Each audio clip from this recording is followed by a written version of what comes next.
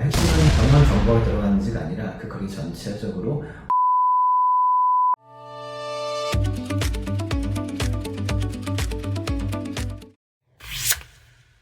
안녕하세요. 오승주 변호사입니다. 반갑습니다.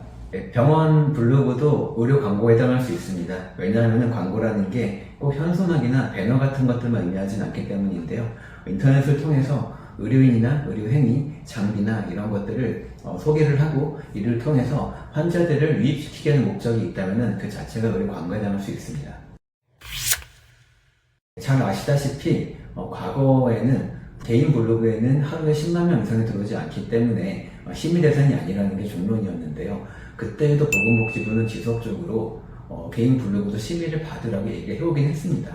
그러다가 2024년 12월에 이르러서 공식적으로 가이드라인을 발표하면서 블로그 조정 심의를 받는 쪽으로 정리가 되었는데요. 그러다 보니까 과거에는 개인 블로그에다가 시술 가격이라든지 비급여 준비 할인 정보, 시술 전후 사진 같은 것들을 심의 없이 자유롭게 올리곤 했었는데 그런 것들을 지금 찾아볼 수 없게 되었죠. 그래서 지금은 병원 블로그를 활용하기 위해서는 정말 심의를 받은 이후에 담백한 광고물을 올리거나 아니면 정보성 게시물을 통해서 의학적 정보를 소비자에게 알리는 방식으로 광고를 활용하고 있습니다.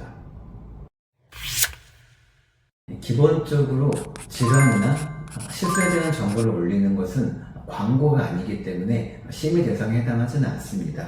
예를 들어서 여드름 흉터가 왜 생기는지, 백내장 증상이 어떤지, 허리 디스크와 단순 요통은 어떻게 구분되는지 그런 것들에 대한 질환의 원인, 진단 방법 이런 것들을 객관적으로 설명하는 것은 광고에 해당하지 않고 정보에 해당합니다. 실제로 최근에 많은 병원의 블로그들이 이런 방식으로 바뀌고 있는데요. 그러다 보니까 비급여 할인이나 전후 사진, 후기성 콘텐츠 등은 전부 다 없애고 환자가 궁금해하시는 의료 정보만 올리는 블로그가 만들고 있습니다. 다만 이런 정보성 게시물을 하더라도 병원의 장비라든지 가격, 유인 문구 같은 것들이 포함이 된다면 여전히 광고에 해당할 수 있기 때문에 이런 것들을 주의할 필요는 있습니다.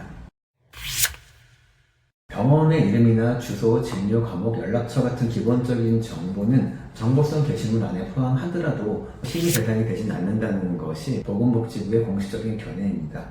그래서 병원 기본 정보가 들어간다고 해서 무조건 위법한 광고가 되는 것은 아닌데요. 다만 그 정보와 함께 다른 것들이 무엇이 들어가는지가 중요합니다.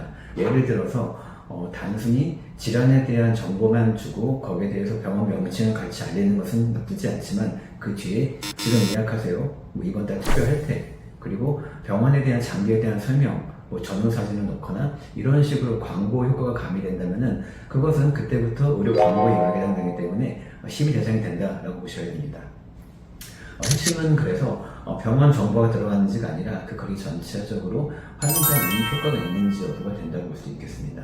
그리고 더 중요한 게 그 심의를 받은 이후에 그 자체를 그대로 사용하셔야지 거기다가 추가적인 정보를 가미하게 되면은 그때부터는 또 미심의 광고로 넘어가거든요. 그렇기 때문에 심의받은 광고는 그대로 사용하셔야 된다. 이것도 좀 기억하시면 좋을 것 같습니다. 기본적으로 가장 안전한 방법은 이제 심의를 받고 담백한 광고만 올리는 것입니다.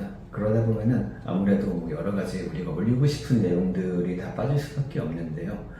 다만 병원이 모든 블로그 게시글을 심의받기는 현실적으로 어렵기 때문에 어쩔 수 없이 정보성 게시물이라는 선택지를 선택하는 경우가 많습니다. 그래서 이때는 질환의 원인이나 증상, 진단 방법, 그 일반적인 치료 방법 정도를 올리시고 거기에 더해서 아까 얘기했던 병원명이나 주소, 연락처 같은 기본 정보만을 가미하시는 게 이제 합법적인 범위 내에서 블로그를 운영하시는 걸 볼 수 있겠습니다.